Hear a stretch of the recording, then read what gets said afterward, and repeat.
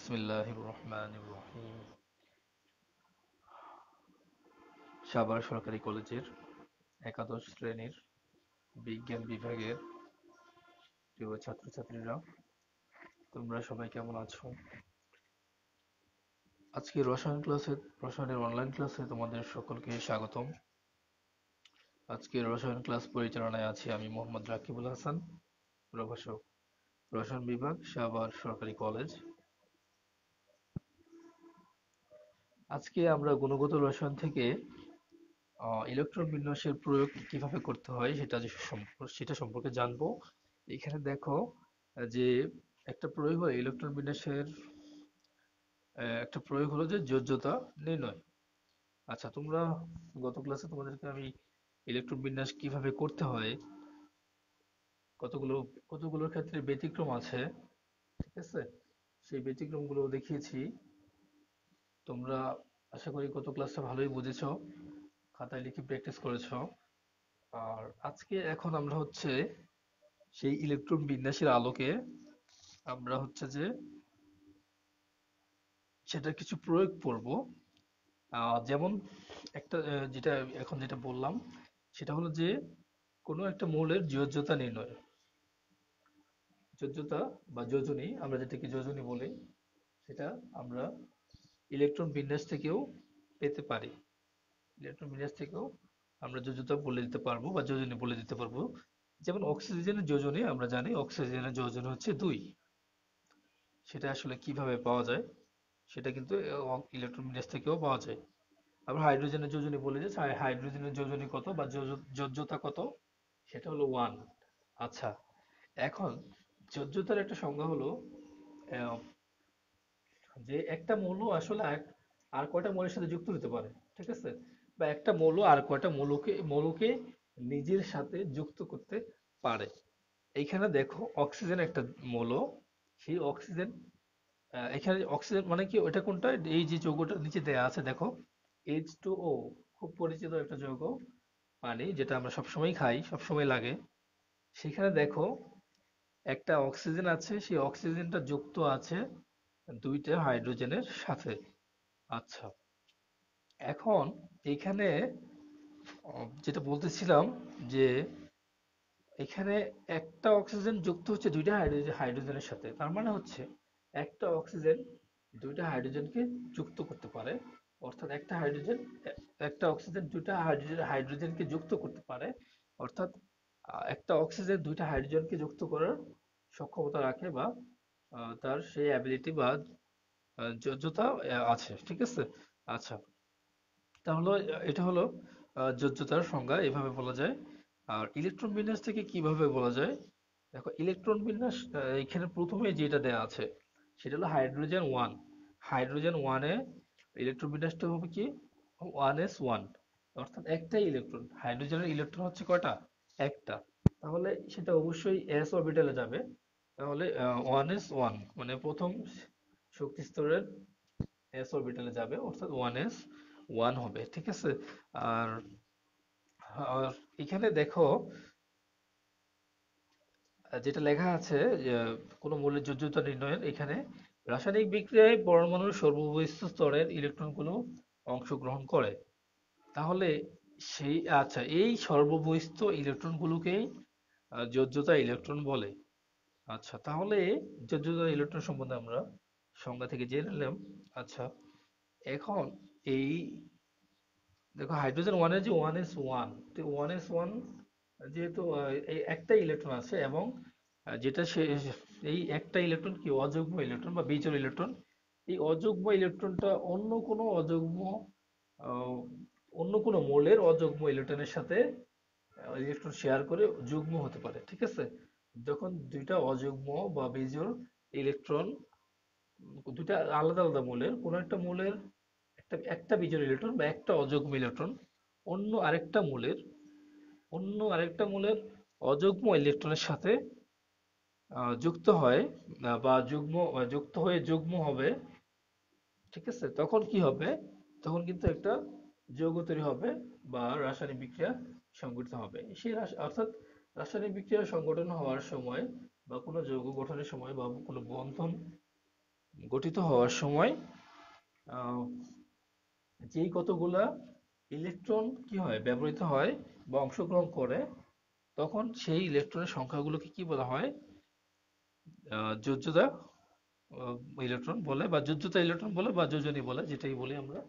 আচ্ছা, এখন এটা হলো গেল হাইড্রোজেনের ক্ষেত্রে বললাম, বা এমনিতে ওভারঅল বললাম, ইন জেনারেল বললাম। এখন আসি হচ্ছে যে অক্সিজেন 8। অক্সিজেন হচ্ছে 8টা ইলেকট্রন। আমরা যদি ইলেকট্রন বিন্যাসটা করি এভাবে: 1s2, 2s2, 2p, 2px, 2py, 2pz। হুন্ডের নিয়ম অনুযায়ী আমরা যদি ভেঙে ভেঙে লিখি, তখন কি হবে? 2px এ যাবে ইলেকট্রন, 2px এও যাবে ইলেকট্রন, 2py, 2pz। যেহেতু ইলেকট্রন আছে 4টা এখানে, প্রথমে হুন্ডের নিয়ম অনুযায়ী সর্বাধিক অযুগ্ম অবস্থায় আহ, থাকতে চাবে ইলেকট্রনগুলো। সেক্ষেত্রে আমরা ইলেকট্রন বিন্যাসটা কিভাবে করব? 1s2, 2s2 লেখার পরে 2p4 এভাবে না লিখে আমরা লিখবো হচ্ছে 2px, 2py, 2pz। তাহলে এখানে প্রথমে আমরা 2px এর যেই একটা ইলেকট্রন, এখানে দুইটা আছে যদিও, পরে বলতেছি কেন দুইটা। 2px এ একটা দিলাম প্রথমে, 2py এ একটা দিলাম, 2pz এ একটা দিলাম, তাহলে হলো তিনটা এখানে। আর 1s2, 2s2 এখানে আছে 4টা, তাহলে মোট মোট হলো কয়টা? 7টা। আরেকটা যে ইলেকট্রন আছে 8 নম্বর যে ইলেকট্রনটা, শেষের ইলেকট্রনটা, সেটা আবার কোথায় যাবে? 2px এ আবার যাবে। তখন কি হবে? আগে ছিল একটা, এখন আরেকটা হলো, আরেকটা হলো, তখন এখানে হয়ে যাবে দুইটা। তাহলে 2px এর ইলেকট্রন থাকবে দুইটা, 2py এ থাকবে একটা, 2pz এ।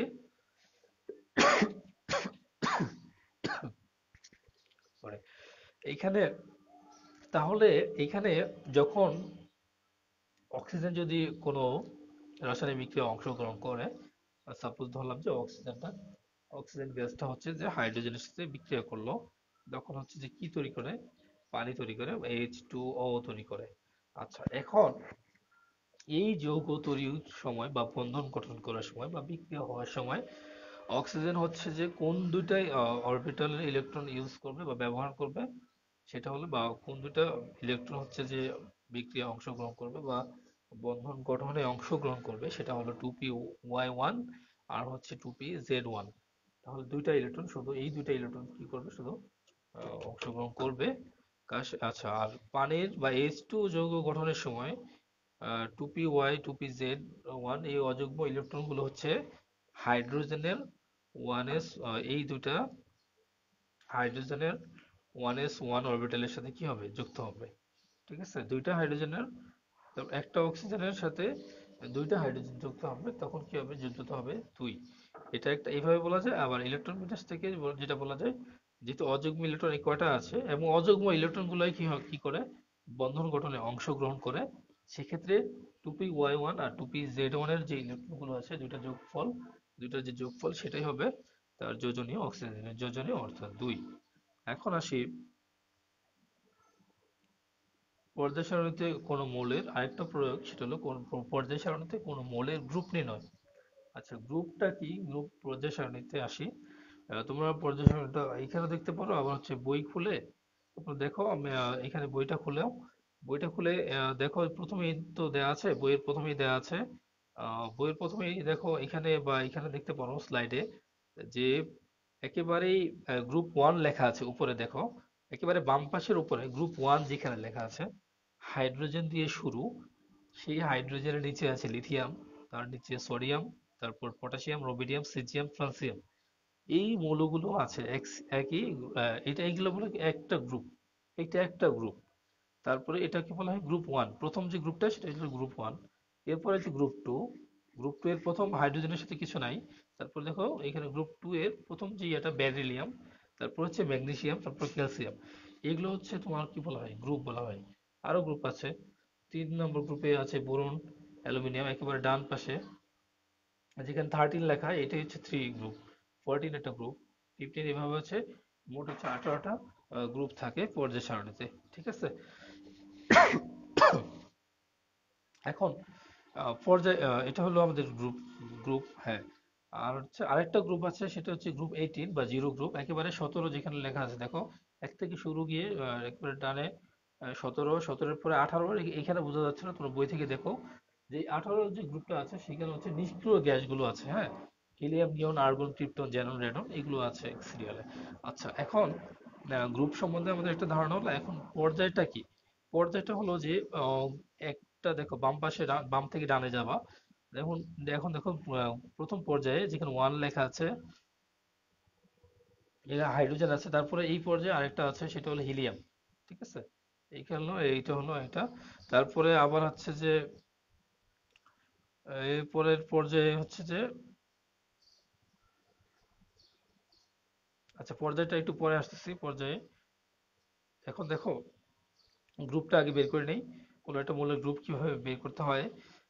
নিয়ম ওয়ান, সেটা এক, যদি সর্ববস্থিত এস ও পি অরবিটালে এক থেকে হচ্ছে যে 7টি ইলেকট্রন থাকে, অর্থাৎ এস ওয়ান থেকে হচ্ছে এস টু পি ফাইভ থাকে, তখন সেই মৌলটির গ্রুপ হবে গ্রুপ ওয়ান থেকে গ্রুপ সেভেনের মধ্যে, ঠিক আছে। এস ওয়ান দিয়ে বোঝা হচ্ছে গ্রুপ ওয়ান, আর এস টু পি ফাইভ দিয়ে বোঝা হচ্ছে গ্রুপ সেভেন, অর্থাৎ মোট যে 7টা ইলেকট্রন থাকে, অর্থাৎ এস অথবা এস পি, ঠিক আছে, এইগুলোতে যে মোট যত সংখ্যক ইলেকট্রন থাকে সেটাই হবে কি আহ, তার গ্রুপ হবে।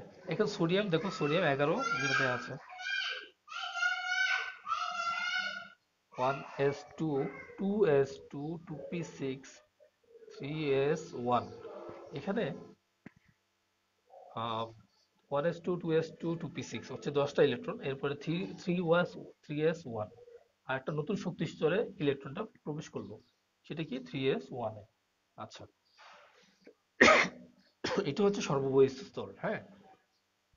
তো এটা যেহেতু সর্ববহিঃস্থ স্তর, এখানে আছে এস অরবিটাল আছে, এস অরবিটালে একটা ইলেকট্রন আসে 3s1। আচ্ছা, শুধু এখানে যেহেতু 3s এর পরে 3p নেই, শুধুই হচ্ছে যে 3sটাই আছে। এখন 3s এর যে ইলেকট্রনটা আছে সেটাই হবে কি, সেইটাই হচ্ছে যে তার যোজ্যতা, অর্থাৎ সোডিয়ামের যোজ্যতা কত তাহলে। সোডিয়ামের যোজনী কত? সোডিয়ামের যোজনী হলো 1, ঠিক আছে। অর্থাৎ যেহেতু সর্ববহিঃস্থ স্তরে একটা ইলেকট্রন আছে, সেহেতু সোডিয়ামের যোজনী হবে 1। আচ্ছা, অর্থাৎ কি হবে, সোডিয়ামটা হবে গ্রুপ ওয়ানে থাকবে, ঠিক আছে। যেহেতু যোজনী 1, গ্রুপ 3s1 একটা ইলেকট্রন আছে, তার গ্রুপ হবে কি 1, ঠিক আছে। আচ্ছা, যেটা আমরা একটু আগে দেখলাম যে গ্রুপ ওয়ানে কিন্তু, দেখো আবার একটু স্লাইডে, যে হাইড্রোজেনের নিচে লিথিয়াম, এরপরে হচ্ছে সোডিয়াম, মানে গ্রুপ ওয়ানে হচ্ছে যে সোডিয়ামটা অবস্থিত।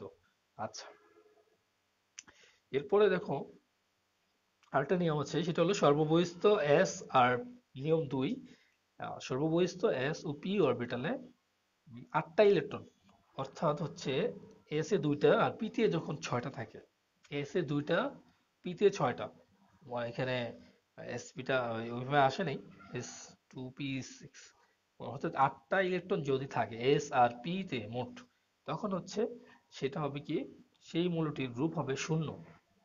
দেখো নিয়নের যে ইলেকট্রন বিন্যাস দেখো, এখানে 10 তে আছে, 1s2, 2s2, 2p6, অর্থাৎ 2s2, 2p6, এখানে হচ্ছে 8টা ইলেকট্রন। তাহলে এটা হবে কি গ্রুপ জিরো, বা গ্রুপ জিরোকে তুমি গ্রুপ 18ও বলতে পারো, গ্রুপ 8 বলা যায়, গ্রুপ 18ও বলা যায়, ঠিক আছে। গ্রুপ এটা একটা ব্যাপার আছে, যেটা হলো যে যে 8 যেটা আসে, যদি যখন হচ্ছে যে 8 আসে, এসআরপি ইলেকট্রন যখন 8 আসে, তখন সেটাকে আবার 10 যোগ করে সেটাকে গ্রুপ 18ও বলা যায়, অথবা গ্রুপ জিরো বলা যায়, ঠিক আছে। এবার তো সেটা কোনটা, সেটা যেটা বললাম যে একেবারে ডান পাশে 18 নম্বর গ্রুপ, সেটা হলো হিলিয়াম, নিয়ন, আর্গন, ক্রিপ্টন, জ্যানন, রেডন এগুলো থাকে, অর্থাৎ নিষ্ক্রিয় গ্যাসের যে গ্রুপটা সেটা হলো, অর্থাৎ পর্যায় সারণীর একেবারে শেষের যে গ্রুপটা, গ্রুপ 18, ঠিক আছে। আচ্ছা, যেটা আর্গনের ক্ষেত্রে আসো, আর্গনের ক্ষেত্রে দেখো, আর্গন 18 দেওয়া আছে, ইলেকট্রোমিনেট 1s2, 2s2, 2p6, এখানে কটা 10টা হলো, তারপর 3s2 12টা, 3p6 18টা, ঠিক আছে। আচ্ছা, এখানে 3s2 আর 3p6, এখানে মোট ইলেকট্রন কটা আছে? এখানে মোট ইলেকট্রন আছে হচ্ছে এসে 2টা, পিতে 6টা, তো 6 আর 2 8, তাহলে কি 8, 8টা ইলেকট্রন যেহেতু আছে, সেক্ষেত্রে এটাকে বলা যায় কি গ্রুপ জিরোতে আছে, বা হচ্ছে যে গ্রুপ 18-এ আছে, ঠিক আছে। আচ্ছা, বা নিষ্ক্রিয় গ্যাসের যে গ্রুপটা একেবারে পর্যায় সারণীর শেষের দিকে সেটাতে আছে। এখন নিয়ম 3-এ আসি। দেখো এখানে সর্ববহিঃস্থ ডি আর এস অরবিটালের মোট ইলেকট্রন সংখ্যা তার গ্রুপ নাম্বার নির্দেশ করে। আচ্ছা, সর্ববহিস্থ ডি আর এস অরবিটালের মোট ইলেকট্রন সংখ্যা। আচ্ছা, ইলেকট্রন যখন ডি অরবিটালে একটা একটা করে প্রবেশ করে, দেখো স্ক্যান্ডিনিয়াম যখন আমরা লিখবো, তো স্ক্যান্ডিনিয়ামের ক্ষেত্রে দেখো এখানে কিন্তু একটা অরবিটাল, একটা ইলেকট্রন ডিতে আসছে 3d1, তারপরে হচ্ছে 4s2 তে। তাহলে দ্বিতীয় ইলেকট্রন আছে একটা 3d1 এ, যেখানে লাল কালিতে লেখা। আর 4s2 তে আছে কয়টা? 4s2 তে আছে দুইটা। তাহলে 3d1 আর 4s2, তাহলে হচ্ছে মোট তিনটা। তাহলে এইটা হবে গ্রুপ 3 নম্বর গ্রুপে, ঠিক আছে। এটা হচ্ছে স্ক্যান্ডিনিয়াম। স্ক্যান্ডিনিয়াম হচ্ছে তাহলে 3 নম্বর গ্রুপে আছে। আর ক্রোমিয়াম আছে। ক্রোমিয়ামের ইলেকট্রন বিন্যাসটা দেখো 1s2, 2s2, 2p6, 3s2, 3p6, 3d5। তাহলে 3d5, 4s1। তাহলে এখানে 3d5 এ 5টা ইলেকট্রন, 4s1 এ একটা ইলেকট্রন। তাহলে 5 আর 1, 6, 6টা ইলেকট্রন। তাহলে যেহেতু 6টা ইলেকট্রন এখানে ডি আর এস অরবিটালে, তাহলে এটাই হবে তার গ্রুপ, অর্থাৎ গ্রুপ 6। তাহলে ক্রোমিয়াম হচ্ছে গ্রুপ 6 এ অবস্থিত, স্ক্যান্ডিনিয়াম হচ্ছে গ্রুপ 3 তে অবস্থিত। দেখো এখানে পর্যায় সারণী তোমরা মিলাও, পর্যায় সারণী মিলিয়ে নিলে হবে যে স্ক্যান্ডিনিয়াম দেখো 3 নম্বর গ্রুপের প্রথম যে মূলটা সেটাই হলো কি স্ক্যান্ডিনিয়াম। আর 6 নম্বর গ্রুপে দেখো 6 নম্বর গ্রুপের প্রথম যে মূলটা সেটা হলো ক্রোমিয়াম, ঠিক আছে।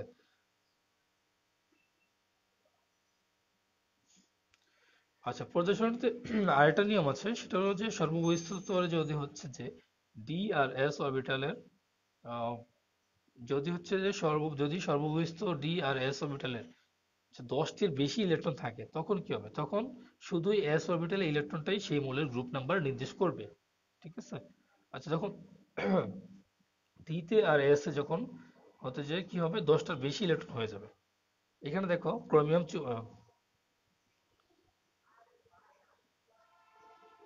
24 না, এটা ক্রোমিয়াম হবে না, এটা হবে কপার 29 হবে, ঠিক আছে। এটা হচ্ছে যে দেখো এখানে 1s2, 2s2, 2p6, 4 4 10, 10 3s2 12, 3p6 18, 18 আর 10 কত হলো? 28, আর 4s1 এখানে হচ্ছে যে একটা ইলেকট্রন, অর্থাৎ কপারের 29। হ্যাঁ, এখানে ক্রোমিয়াম 24 দেওয়া আছে, এটা ভুল আছে। সেটা হবে যে কপার 29, হ্যাঁ, ঠিক আছে। আচ্ছা, এখানে তো তোমরা দেখো যে থ্রি তে আছে 10টা ইলেকট্রন, আর 4s1 এ আছে একটা ইলেকট্রন। তাহলে এখানে 10টার বেশি হয়ে যাচ্ছে ইলেকট্রন, 11টা হয়ে যাচ্ছে মোট ইলেকট্রন। তাহলে এখানে 3d10টা আর কাউন্ট করার দরকার নাই, 3d ইলেকট্রন কাউন্ট করতে হবে না। শুধুমাত্র এস এর ইলেকট্রন, অর্থাৎ 4s এ যে একটা ইলেকট্রন আছে সেটাই হবে কি তার গ্রুপ নাম্বার, ঠিক আছে। আচ্ছা, ঠিক আছে।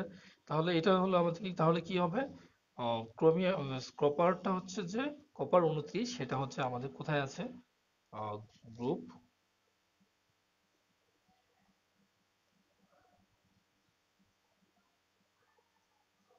গ্রুপ 1-এ আছে, কিন্তু সেটা হবে বিতে হবে, ঠিক আছে। সেটাও গ্রুপ 1-এ আছে, কিন্তু আহ, সেটা কিন্তু বিতে আছে, হ্যাঁ।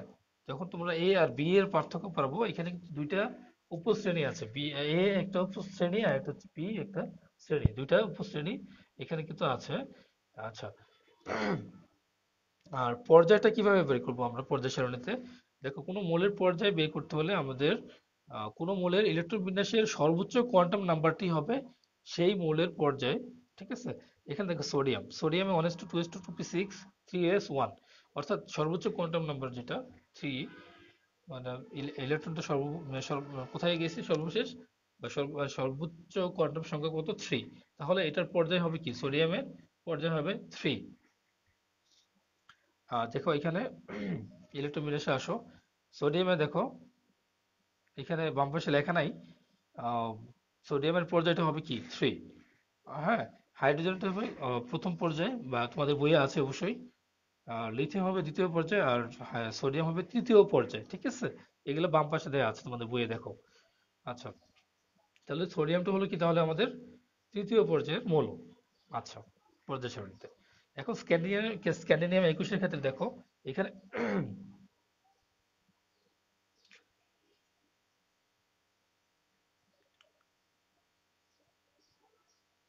এখানে হচ্ছে সর্ববহিঃ স্তরে তোমার ইলেকট্রন থাকবে হচ্ছে কয়টা?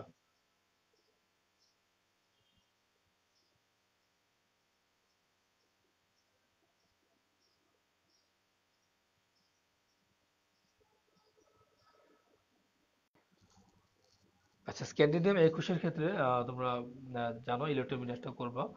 সেই ইলেকট্রোমিনাসে একেবারে শেষের যে ইলেকট্রনটা সেটা যাবে হচ্ছে 4s এ। ঠিক আছে? অর্থাৎ সর্বোচ্চ কোয়ান্টাম স্ক্যান্ডিনিয়ামের ক্ষেত্রে সর্বোচ্চ যে কোয়ান্টাম সংখ্যা হবে সেটা হচ্ছে যে তোমার 4। ঠিক আছে? তাহলে স্ক্যান্ডিনিয়াম হবে কোন পর্যায়ের মৌল? চতুর্থ পর্যায়ের মৌল। অর্থাৎ পর্যায়টা আমরা কিভাবে বের করব? পর্যায়টা হচ্ছে যে কোনো একটা মৌলের ইলেকট্রোবিন্যাস ড্র করে তারপরে তোমরা কোনো একটা মৌলের ইলেকট্রোবিন্যাস তোমরা ড্র করবা। তারপরে তোমরা হচ্ছে যে দেখবা যে আহ, সর্বোচ্চ যে হচ্ছে যে কোয়ান্টাম সংখ্যার নাম, কোয়ান্টাম নাম্বার যেটা সেটাই হবে কি সেই মৌলের পর্যায়। ঠিক আছে? এটা বুঝে সব পর্যায় বের করা খুবই সহজ, কিন্তু গ্রুপ বের করার ক্ষেত্রে 4টা নিয়ম আছে। সেই নিয়মগুলো তোমরা দেখবে আর পর্যায় সারণীটা তোমরা ভালো করে দেখবে। ঠিক আছে? আর বুঝতে পারবে না, না না বুঝতে পারলে কমেন্ট করবে অথবা ইনবক্সে যোগাযোগ করবে, অবশ্যই আমি তোমাদেরকে উত্তর জানিয়ে দেবো অথবা বুঝিয়ে দেবো। আহ, ধন্যবাদ সবাইকে। আল্লাহ হাফেজ।